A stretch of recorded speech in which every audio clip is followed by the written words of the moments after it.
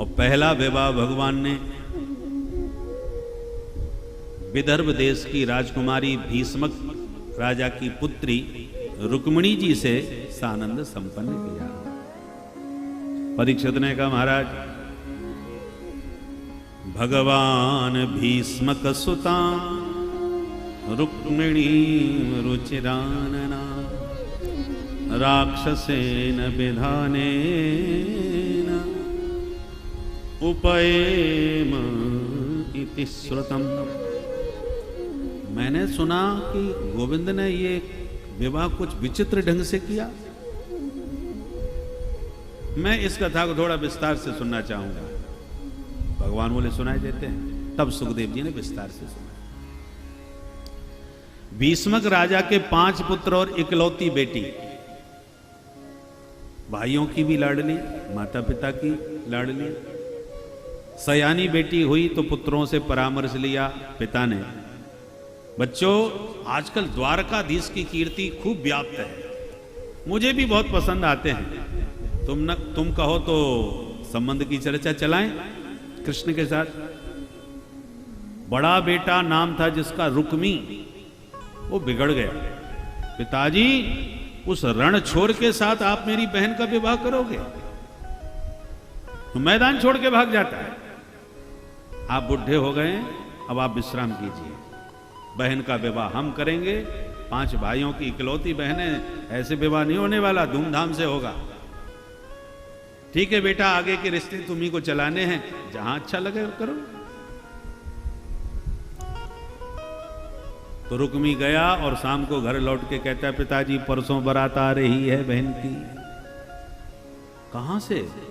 बोले मेरा काम ऐसा ही है पिताजी, चट मंगनी पट विवाह, देर का काम नहीं। अरे वो तो ठीक है, परंतु संबंध कहां किया है? बोले चेदी नरेश दम घोष का बेटा महाराज शिशुपाल के साथ। अच्छा, सगाई पक्की करे आया? बोले सगाई बगाई क्या होती है वो मैं नहीं जानता। मैंने तो उससे कह दिया तू बारात लेके परसों आ जा, वो आ जाएगा, जो कुछ करना है कर लेना। ठीक है बेटा, देखेंगे तुम्हारा अत्याधुनिक विवाह, तुम्हें जो मर्जी आवे करो। जब बच्चे ज्यादा होशियारी दिखाने लगते हैं तो मैया बाप को भी हाथ जोड़ने पड़ते हैं। ठीक है बेटा, जो मर्जी आवे करो। रुक्मिणी के कान में यह खबर पहुंची तो बेचारी रोती रोती भाभी जी के पास गई। भाभी जी, भैया ने ये क्या कर दिया? मेरे चित्त में तो मेरे चित्तचोर मनमोहन बैठे हैं, मैं उनके अलावा अन्य किसी से विवाह नहीं कर सकती। अरे राम राम, परसों तेरी बारात आ रही है, तू कह रही है मैं विवाह नहीं करूंगी? तो बैठ के रोने से कुछ नहीं होगा। तो तुम ही बताओ भाभी, मैं क्या करूं? बोले और तो विधाता जाने, परंतु मन की बात एक बार पत्र में लिख करके तो उनके पास भेज ही दे, जो होगा सो होगा। रुक्मिणी जी ने तुरंत एक 7 श्लोकों का पत्र लिखा। 7 श्लोकी, 7 भामर होती हैं, तो मानसिक रूप से माधव से अपनी भामर मान करके 7 श्लोकी पत्र लिखकर एक ब्राह्मण को दिया। पत्र नहीं, अपितु मेरे प्राण हैं, मेरे प्राण वल्लभ श्री द्वारकाधीश के चरणों में पहुंचा दिया। ब्राह्मण ने कहा बिटिया चिंता न करो, अभी गया। भागते हुए ब्राह्मण द्वारका में प्रविष्ट हो गए। दरबार में जाके जैसे पत्र निकालने लगे, भगवान ने आगे बढ़ के ब्राह्मण को प्रणाम किया और हाथ पकड़ लिया। अरे महाराज जी, ऐसी क्या हड़बड़ी है? आइए पहले अंतःपुर में पधारिए। अब ब्राह्मण को हड़बड़ी इस बात की है कि परसों तो उधर बारात आ रही है, जो हो फटाफट हो जाए, देर ना हो जाए। तो ये कहेंगे कि तुमने तब से क्यों नहीं बताया कि ऐसा संवेदनशील मामला है। भगवान बड़े आराम से ब्राह्मण को अंतःपुर में भीतर ले गए, स्नान करवाए, नए वस्त्र पहनाए, बढ़िया चकाचक खीर मालपुआ खवाए। पंडित जी खा पी करके जब पेट पर हाथ घुमाए तब माधव मुस्कुराए। पंडित जी अब बोलिए कहां से आए? बिना खिलाए पिलाए बात नहीं करना चाहिए ब्राह्मणों। ब्राह्मण उसी को याद रखता है जो कुछ खिलाता पिलाता है। बोलो राधे राधे। एक ग्वालियर में हमारे ब्राह्मण देवता हैं, तो बोले, एक सज्जन आके एकदम हमारे सामने खड़े हो गए, कहो पंडित जी पहचाना? अब मैं पहचान तो रहा था उनको, फिर भी मैं बोला कि नहीं नहीं हम तो नहीं जानते आपको। अरे हमको नहीं पहचाने? बोले नहीं। अरे आप हमारे साथ के पढ़े लिखे हो, ये तो बस 2-4 साल में ही भूल गए। तो पंडित जी बोले, ये बताओ तुमने कभी भोजन करवाया था अपने यहाँ भंडारा? बोले नहीं नहीं वो तो नहीं करवाए। तो कभी कोई दान दक्षिणा दी थी? बोले नहीं। तो मैं क्यों पहचानूं तुम्हें? बोलो राधे राधे। ना खिलाया पिलाया, ना दिया ना लिया, तो क्यों पहचाने हम? तो ब्राह्मण जो खिलाता पिलाता है उसको बहुत ध्यान रखता है। पंडित जी प्रसन्न हो गए। भगवान बोले, आप बताइए कैसे आना हुआ? पंडित जी ने तुरंत पत्र निकाल के दे दिया, महाराज फटाफट पढ़ लीजिए, समय बहुत कम बचा है। भगवान बोले, तो पंडित जी आप ही पढ़ के सुना दीजिए, क्या लिखा है? अरे प्रभु ऐसा ना कीजिए, ये व्यक्तिगत आपका पत्र है, आपको ही पढ़ना चाहिए, ये राजनीतिक पत्र नहीं है। भगवान बोले, कोई भी रहस्य मैं ब्राह्मणों से कभी छुपाता नहीं, ब्राह्मण मेरे इष्ट हैं, इसलिए ये पत्र मैं आपके ही श्रीमुख से सुनना चाहता। पंडित जी तो गदगद हो गए, ये तो सचमुच जैसा सुना था वैसा ही पाए, ब्राह्मणों के तो ये अनन्य भक्त हैं भाई। तब पंडित जी ने पत्र रुक्मिणी का सुनाना प्रारंभ किया। श्रुत्वा गुणान भुवन सुंदर शृण्वताते, निर्विश्य कर्ण विवरै हरतो गतापम्, रूपं दृशां दृश्यमताम् अखिलार्थलाभम्, त्वयि अच्युता विसति चित्रमपद्रपम्।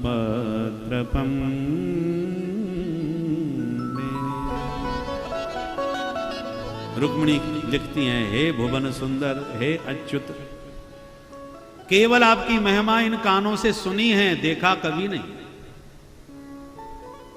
कान तो आपकी महिमा सुन सुन के गदगद होते हैं, तृप्त होते हैं, पर दृष्टि, ये आंखें आपके दर्श के लिए हमेशा तड़पती रहती हैं। मैंने सुना है कि आपके रूप सौंदर्य को जिन आंखों ने नहीं देखा वे आंख ही व्यर्थ हैं। रूपम दृशाम दृश्यमताम अखिलार्थ लाभम। अब आप जो भी सोचें मेरे बारे में, किंतु मैंने तो अपने चित्त की भित्ति पर आपका चित्र बना लिया है। नहीं देखा इसलिए कल्पना में मैंने आपका एक चित्र बना लिया है कि आप ऐसे लगते होंगे। अब आप समझ ही गए होंगे, जब मैंने आपका चित्र अपने हृदय में, हृदय पटल पर अंकित कर दिया, तो मैं आपके अतिरिक्त अन्य को अब वर्ण नहीं कर सकती। आप सोच रहे होंगे, अरे कम से कम जान पहचान हो जाती, आमना सामना हो जाता, फिर पत्राचार होता तो बात समझ में आती। मिले नहीं, कभी देखा भी नहीं और पत्र लिख दिया तुम। कैसा तुम्हारा संस्कार है? तो प्रभु मैं जानती हूं कि ये एक कन्या के लिए अपरिचित किसी पुरुष को पत्र लिखना अनुचित है, अव्यवहारिक है, परंतु व्यवस्था मेरी यह है कि चित्त पर आप छपे हुए हो और मेरा पाणी ग्रहण करने के लिए परसों ही कोई दूसरा आ रहा है, इसलिए मुझे ये पत्र लिखना पड़ा। और आपको संकेत कर रही हूं, महाराज कहीं शेर के भागों को गीदड़ उठा करके ना ले जाए, इसलिए आप आइए, मुझे यहां से ले जाइए। और मुझे पाने के लिए आपको वीरता का शुल्क देना होगा, क्योंकि मेरे सभी भाई आपके विरोध में खड़े हैं। घर से मेरा पाणी ग्रहण करना संभव नहीं है, क्योंकि बहुत भयंकर युद्ध हो जाएगा यदि ऐसा हुआ तो। और मैं नहीं चाहती कि किसी प्रकार का युद्ध हो, बंधु बांधवों का वध हो। इन सबसे बचने के लिए मैंने उपाय ढूंढ लिया है। अंतःपुरांतरचरी मनहत्य बंधु त्वामुदवहे कथमिति प्रमदाम्युपायम्, पूर्वेद्युरस्तमहति कुलदेवी यात्रा, यस्यां बहिर्नववधू गिरिजामुपेया।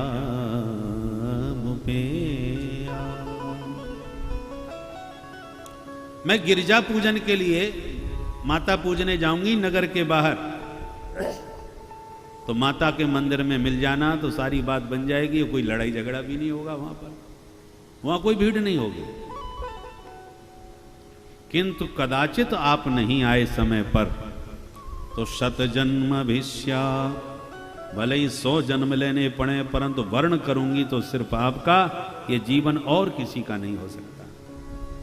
ये जीवन है तेरे हवाले मुरलिया वाले। पंडित जी पत्र पढ़ करके बोले, अब प्रभु बताइए क्या विचार है आपका। भगवान बोले, जो रुक्मिणी का हाल है पंडित जी, सोई हाल हमारा भी है। क्या मतलब, आपका क्या हाल है? भगवान बोले, मैंने भी रुक्मिणी के रूप सौंदर्य की महिमा नारदादि ऋषियों से इतनी अधिक सुनी है कि जब से उनके बारे में सुना हूं तब से उन्हीं के बारे में सोचता रहता हूं। 5 रात से तो सोया नहीं हूं, रातों की नींद उड़ गई है, नींद नहीं आई। भगवान कह रहे हैं, तथा अहम अपि तच्चित्तो निद्राम च न लभे निशि, वेदाहम रुक्मिणा द्वेषात् ममोद बाहो निवारिता। मैंने सुना है कि मेरी विवाह की चर्चा तो चली थी वहां पर उसके भाई ने टांग अड़ा दी। पर रुक्मिणी के मनोगत भाव में जान गया पत्र के माध्यम से, अब मैं रुकने वाला नहीं हूं। इसलिए पंडित जी आप बैठिए रथ में, मैं चलता हूं। दिव्य रथ तैयार करके ब्राह्मण को बैठाया और जैसे ही रथ को दौड़ाया कि दाऊ दादा ने देख लिया, अरे कन्हैया, तब तक तो हो गए 9 2 11। दाऊ जी ने सेवकों से पूछा, अरे भाई ये अचानक रात में कहां जा रहे हैं? सेवकों ने कहा, सरकार एक पंडित जी आए थे कुंडनपुर से, उन्हीं के साथ जा रहे हैं। अब तो दाऊ जी समझ गए, कुंडनपुर की राजकुमारी का परसों विवाह है और विवाह का कार्ड कोई आया नहीं है, निमंत्रण पत्र आया नहीं है, तो फिर ये वहां क्यों जा रहा है भाई बिना निमंत्रण के? कुछ तो गड़बड़ है। दाऊ जी समझ गए और तुरंत नारायणी सेना तैयार करी, हलमूसल उठाए और पीछे पीछे भाग लिए। प्रातः होते गोविंद का रथ पहुंच गया कुंडनपुर, विदर्भ देश। पंडित जी से भगवान बोले, ब्राह्मण देवता आप रुक्मिणी के पास जाओ, प्रेम से समझाओ, हम उन्हें मंदिर में ही खड़े मिलेंगे। अब तो पंडित जी प्रसन्नता में डंडा घुमाते चल दिए। उधर बैंड बाजे लेकर के बारात के साथ शिशुपाल पहुंच गया। हल्ला मचा, नगर में शोर मच गया, बारात आ गई राजकुमारी की। सखियां भागी, चलो चलो देखें दूल्हा कैसा है। अब बारात की आने का समाचार और सखियां सब दूल्हा देखने भागी। रुक्मिणी की धड़कन तेज हो गई, हे भगवान अब क्या होगा, पंडित जी तो अभी तक नहीं आए। हे भोले बाबा, मैंने बहुत सोमवार के व्रत किए हैं, आज भी सोमवार है, खूब रुद्राभिषेक किए हैं आपके, आज मुझे आशीर्वाद दो, मेरे अनुकूल बन जाओ, मेरा मनोरथ पूर्ण कर दो।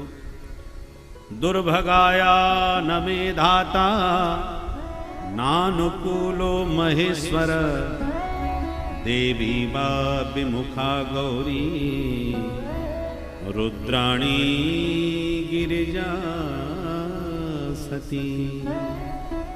रुद्राणी सबका स्मरण कर रही हैं। इतने में पंडित जी आते नजर आए। रुक्मिणी ने दौड़ के प्रणाम किए, महाराज शीघ्र बताओ समाचार क्या है। बोले बिटिया समाचार तो कुछ नहीं लाया। अरे राम राम, तो फिर क्या करके आए हो? बोले बिटिया चिंता ना करो, जिसको समाचार भेजा था मैं तो उसी को लेके आया हूं। अब तो सुनते ही प्रसन्नता में नाच उठी रुक्मिणी, महाराज मैं आपके इस ऋण से जीवन में कभी ऋण नहीं हो पाऊंगी। प्रणाम करके ब्राह्मण को विदा किया और रुक्मिणी ने दिव्य 16 श्रृंगार किए। सखियों से घिरी रुक्मिणी मंगल गीत गाती मंदिर में पहुंची और देवी मां की आराधना करने लगी।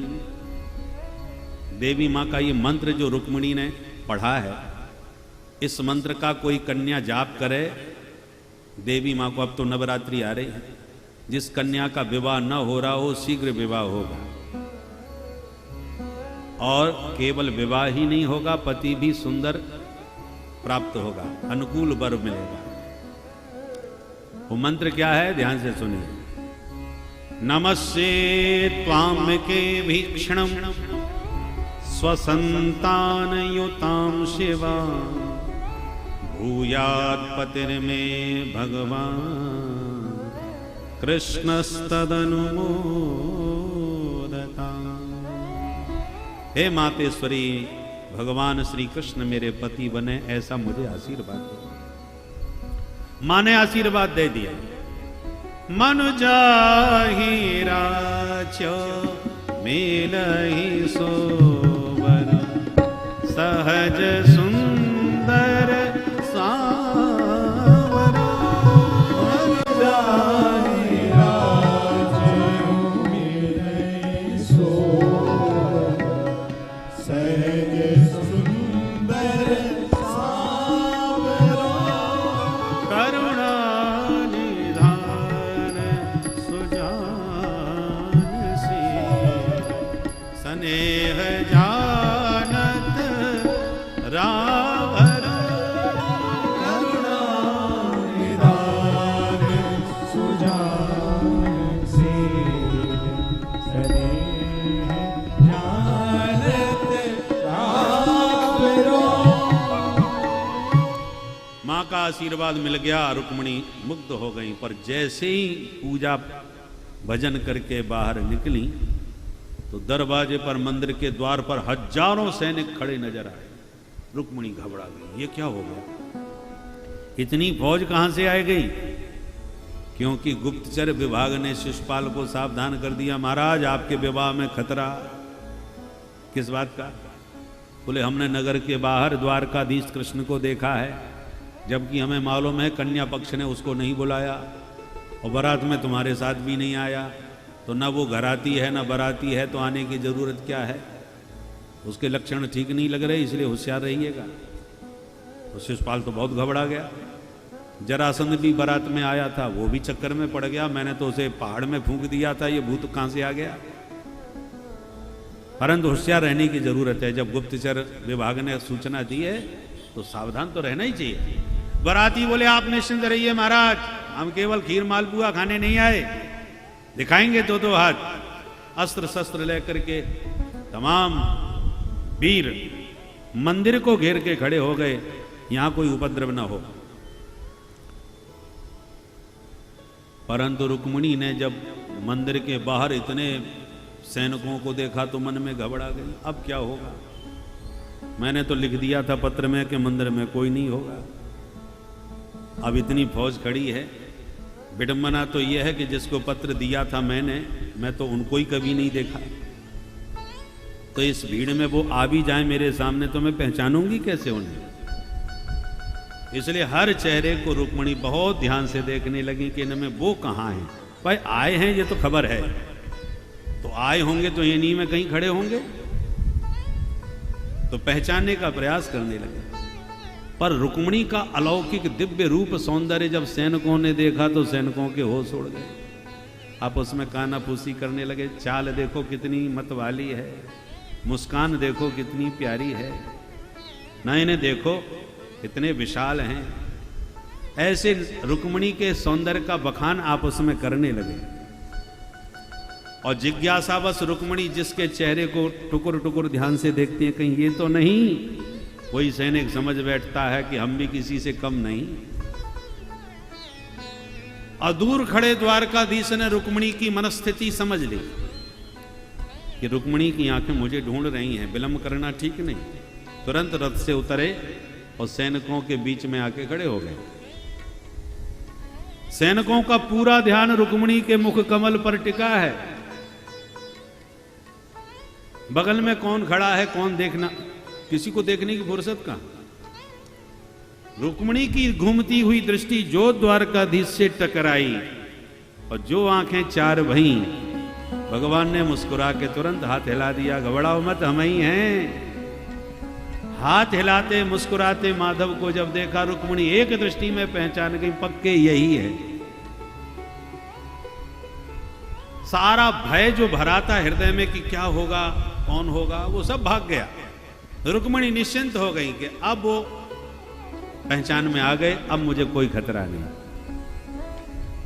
भगवान तुरंत मुस्कुराते रुक्मिणी के पास आए, बड़े आराम से हाथ पकड़ के अपने रथ की ओर ले गए और सैनिक चित्र लिखे से देख रहे, चाल कितनी प्यारी है।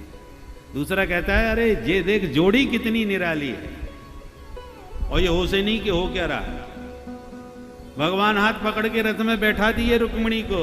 सैनिक बोले रथ भी तो देखो क्या कमाल का है, एकदम सोने से जड़ा है। दूसरा कहता है रथ को छोड़, घोड़े नहीं देख रहा कैसे कान सतर हैं, बिल्कुल हैदराबादी घोड़े। आप उसमें सैनिक वर्णन किए जा रहे हैं, भगवान स्वयं रथ में आरूढ़ हो गए। जो प्रभु ने चाबुक घुमाया, घोड़े हवा में उड़ गए, वायु वेग से रथ दौड़ गया। और सैनिक देख करके वाह वाह, देखो घोड़े कैसे हवा में बात कर रहे हैं, रथ कितना वायु वेग से दौड़ा जा रहा है। जब दूर तक रथ चला गया तब सैनिकों को होश आया। आप उसमें बोले क्यों भाई, अपन क्यों खड़े हैं? एक बोला हाँ किसी काम से तो चले थे घर से। अरे याद आया भाई, हम लोग सब रुक्मिणी की रखवाली के लिए भेजे गए थे ना। तो दूसरा बोला तो रुक्मिणी कहाँ है? सखियां बोली भांग पी के चले थे घर से, रुक्मिणी तो वो गई उनके रथ में। तब होश आया, अरे लेगो लेगो, पकड़ो पकड़ो, भागो भागो। पीछा किया सैनिकों ने, अरे भगोड़े कहां भागता है, खड़ा रहे। भगवान ने तुरंत रथ मोड़ लिया, युद्ध के लिए सावधान भी हो गए। सैनिक बोले पकड़ लो, घेर लो, जिंदा न जाने पाए। घेराबंदी कर रहे थे सैनिक, इतने में आवाज आई, बोले द्वारिकाधीश की जय। प्रभु ने चौंक कर पीछे देखा, हमारी जय किसने लगाई? तो देखें दाऊ दादा हल मूसल लिए खड़े हैं और नारायणी सेना उनके पीछे खड़ी है। भगवान ने तुरंत दौड़ के दंडवत किया, दाऊ दादा दंडवत, आप यहाँ कैसे? दाऊ जी बोले लाला हमें तुम्हारी लीला मालूम थी कि तुम क्या करोगे, इसलिए पूरी तैयारी के साथ आए हैं। अब तुम बहू को लेके घर चलो, हम इनका स्वागत करके तुम्हारे पीछे पीछे पहुंचते हैं। कन्हैया तो लजाते शर्माते रुक्मिणी के साथ 9-2-11 हो लिए। दाऊ जी ने हल मूसल उठा लिए, जो सैनिक आगे बढ़ा हल पकड़ के एक मूसल मसक दिया। हल से सिर फांसते हैं और एक मूसल सिर पर पटक देते हैं, वहीं ढेर हो जाता है। कईयों के सिर फटे, सारे सैनिक वापस भगे, हाहाकार मच गया, भगदड़ मच गई। जनवासी में जाके शिशुपाल के सामने सैनिक बोले सरकार अनर्थ हो गया। क्या हुआ? बोले आपके होने वाली दुल्हन को लेके भग गए द्वारकाधीश। सुनते ही तलवार निकाल के शिशुपाल दौड़ा, तुम लोगों ने क्या किया? बोले महाराज क्या करते, दौड़ कर पकड़ लिया। ऐन वक्त पर उसका बड़ा भाई मूसल वाला आ गया, उसने सबकी खोपड़ी फोड़ डाली। वो किसी को नहीं छोड़ेगा, बहुत बलिष्ठ है, नाम ही बलराम है। शिशुपाल बोला धिक्कार है मुझे, इतनी बारात लेकर के इतने बैंड बाजे के साथ आया, बिना दुल्हन के जाऊंगा, घर में क्या मुंह दिखाऊंगा, ऐसी जिंदगी से मर जाना अच्छा है। आप लोग मेरी समाधि यहीं बना देना।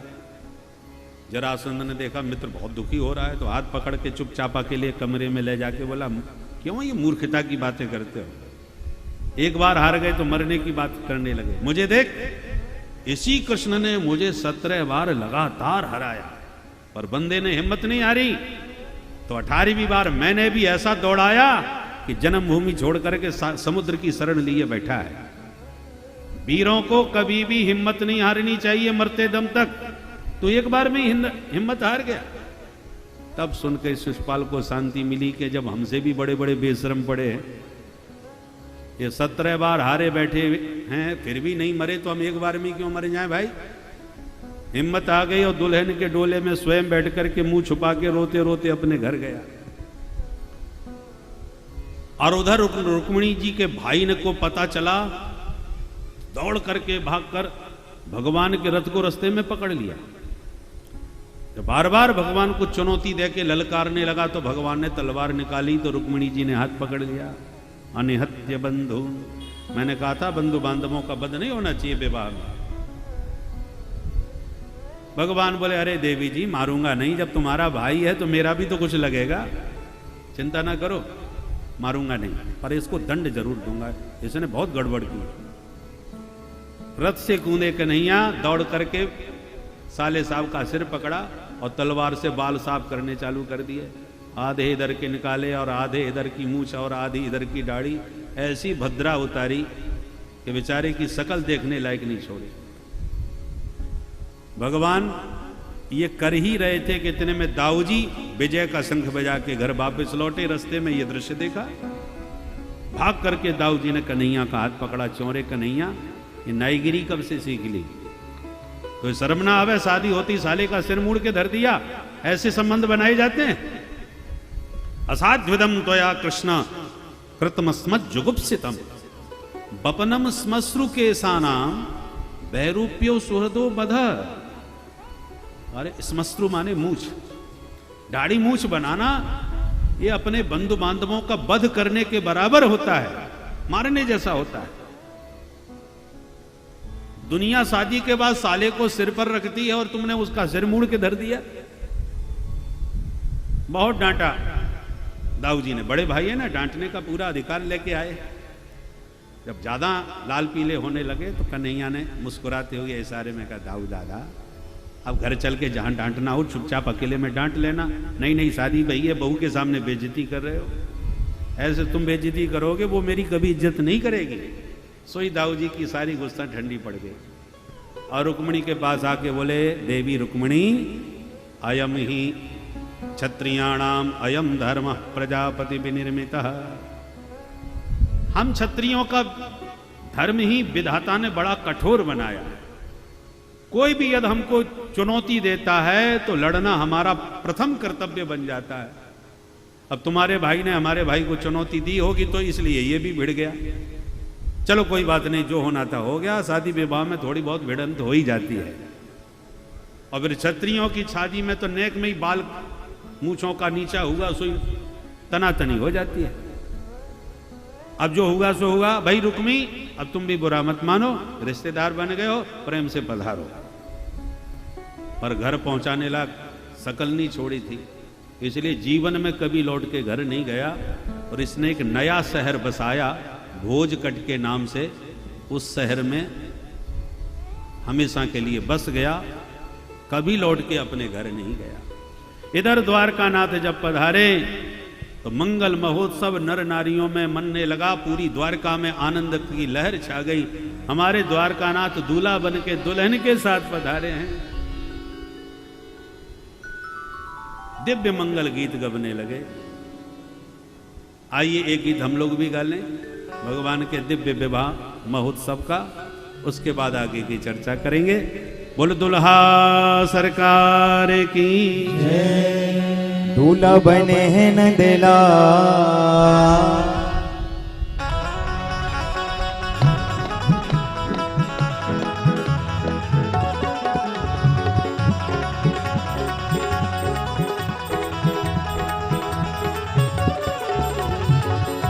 बने हैं नंदला, जोड़ी का जवाब नहीं। हाँ, दूल्हा बने हैं नंदला, जोड़ी का जवाब नहीं। हाँ, की जोड़ी का जवाब नहीं, की जोड़ी का जवाब नहीं, की जोड़ी का जवाब नहीं, की जोड़ी का जवाब नहीं।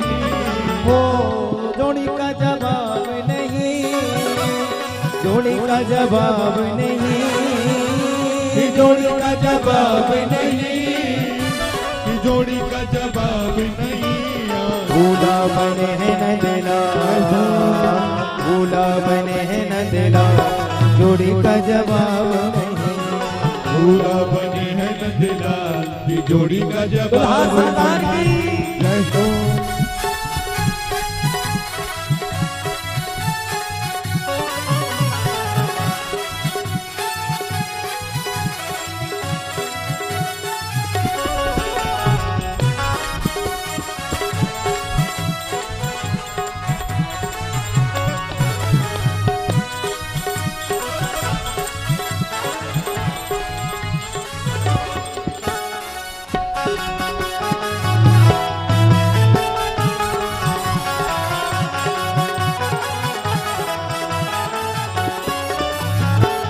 रुक्मिणी मेरी गोरी गोरी, रुक्मिणी मेरी गोरी गोरी, रुक्मिणी मेरी गोरी गोरी, रुक्मिणी मेरी गोरी गोरी। हाँ गोरी गोरी, गोरी गोरी गोरी रुक्मणी मेरी गोरी गोरी रुक्मणी मेरी गोरी गोरी सावने न देना सावने न देना जोड़ी का जवाब नहीं सावने न देना की जोड़ी का जवाब नहीं की जोड़ी का जवाब नहीं की जोड़ी का जवाब नहीं जोड़ी का जवाब नहीं की जोड़ी का जवाब नहीं जोड़ी का जवाब नहीं जोड़ी का जवाब नहीं जोड़ी का जवाब नहीं की जोड़ी का जवाब नहीं दूल्हा बने है न देना दूल्हा बने है न देना जोड़ी का जवाब नहीं दूल्हा बने हैं नंदलाल की जोड़ी का जवाब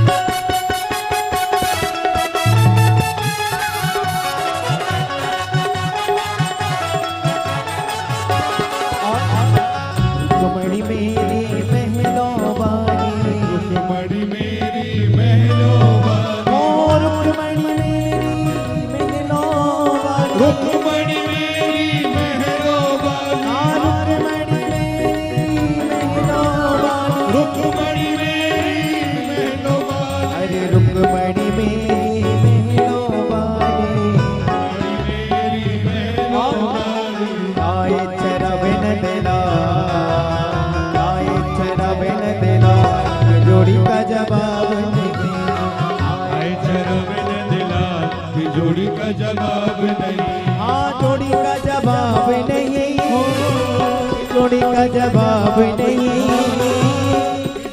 जवाब नहीं की जोड़ी का जवाब नहीं आज दूल्हा बने हैं न तेरा आज दूल्हा बने हैं न तेरा जोड़ी का जवाब नहीं दूल्हा बने हैं नंदलाल की जोड़ी का जवाब नहीं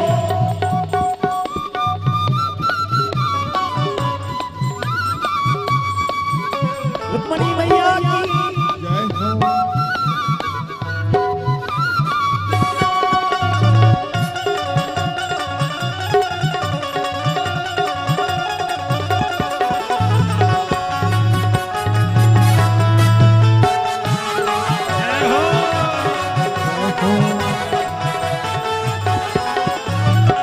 रुक्मणियों ने लाल चुनरिया रुक्मणियों ने लाल चुनरिया रुक्मणियों ने लाल चुनरिया रुक्मणियों ने लाल चुनरिया रुक्मणियों ने लाल चुनरिया रुक्मणियों ने लाल चुनरिया रुक्मणियों ने लाल चुनरिया रुक्मणियों ने लाल चुनरिया रुक्मणियों ने लाल चुनरिया रुक्मणियों ने लाल चुनरिया